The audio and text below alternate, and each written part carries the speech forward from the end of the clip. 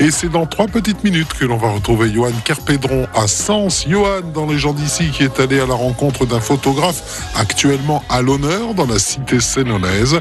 Il s'appelle Benjamin Degrève, qui au-delà de la photo nous fait partager ses passions qui ne sont pas pour rien dans son travail. Allez, on va découvrir tout cela. Et on retrouve l'invité des gens d'ici cette semaine sur France Bleu Auxerre, un invité qui nous fait pénétrer dans son univers à travers ses coups de cœur, et cela aux côtés de Johan Kerpédron, mais aussi à travers cette exposition photo qui est à voir jusqu'à mi-décembre. Le titre de cette expo est Porno. Non, attention, c'est Johan qui va tout nous dire. Mais si vous détachez chaque lettre, Olivier, vous obtiendrez un titre qui n'a rien à voir avec ce qu'il semble suggérer, pour ouvrir le regard vers de nouveaux objectifs. Une très belle exposition d'ailleurs, que vous pouvez également retrouver en partie via le site de notre invité, Benjamin Degrève, mais rien ne vaut une visite au bar Le QG à Sens, qui se trouve à Place de la République, la place du marché en somme. Et c'est justement en ces lieux que nous retrouvons ce photographe autodidacte, mais dont le talent a déjà fait de l'œil à de nombreuses personnes, le chanteur Craig Walker, pour ne citer que lui, et dont les partitions font d'ailleurs partie des coups de cœur de Benjamin. Et aujourd'hui, nous parlons télé et cinéma avec lui. Et si ce n'est un véritable culte, comme pour beaucoup d'autres personnes, c'est une affection particulière pour le film des frères Wachowski, Matrix, dont il va nous parler. Un film sorti en 1999 qui marquera l'histoire du cinéma et l'univers de la science-fiction. Cette ligne est sur écoute. Il va me falloir être bref. Ils t'ont trouvé les premiers, mais ils ont sous-estimé ton importance. S'ils savaient ce que je sais, tu serais probablement mort. Enfin, mais de quoi est-ce que tu parles? Pourquoi est-ce qu'ils s'en prennent à moi? Parce que tu es l'élu, Néo.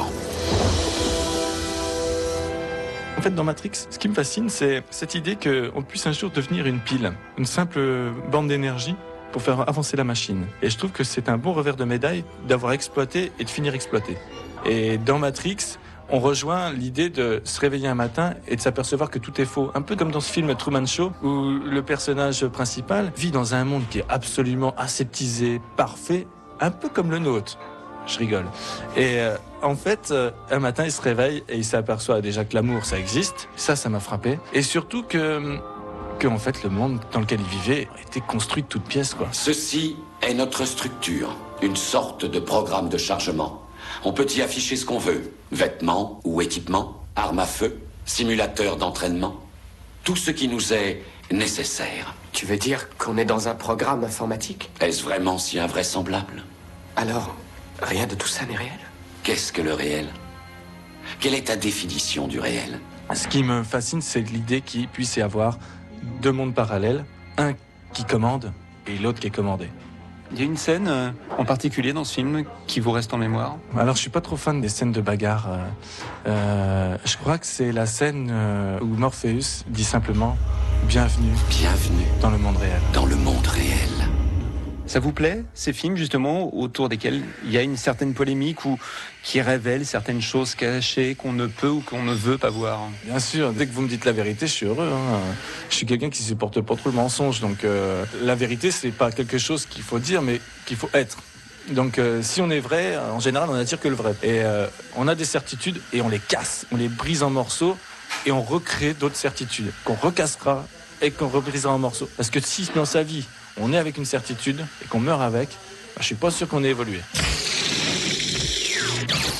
Vous dites, je ne regarde jamais la télévision, ça veut dire que vous l'avez quand même regardée. Qu'est-ce que vous n'y trouvez pas ou qu'est-ce que vous n'y trouvez plus? En fait, j'ai arrêté de la regarder parce que je voulais voir ce que c'était que la télévision et je voulais savoir surtout comment ça fonctionnait. Et j'ai été voir une émission de télé, le tournage d'une émission de télé, où en fait, on était en train de prendre un petit peu le téléspectateur pour des idiots, en disant lui il est bien mais il est pas bien, mais alors on vote pour lui, et tout ça par téléphone portable et la télévision est un nid à menteurs, peut-être comme la radio, j'en sais rien, mais si vous me le direz après. Mais le truc, c'est que dans la télévision, j'y trouve pas grand-chose d'intelligent. 11 célibataires coupés du monde, filmés dans un loft de 225 mètres carrés, 24 heures sur 24, par 26 caméras et 50 micros. Qui sera le couple idéal? C'est vous qui décidez.